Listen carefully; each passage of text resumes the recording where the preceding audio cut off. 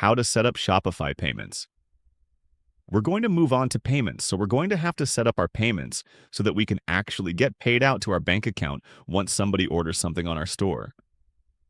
So what I'm going to do here is set up Shopify payments. That's the easiest way to get paid, basically through Shopify. So I'm going to click on Activate Shopify Payments, and then what we want to do here is enter all of our real information so that the money that our store makes will actually end up in our bank account.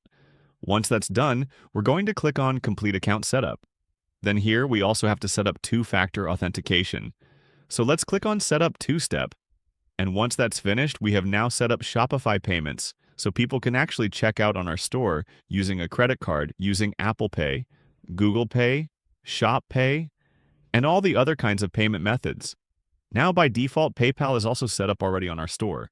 Now, if for some reason you don't want to use PayPal on your store, you're going to have to manually deactivate PayPal.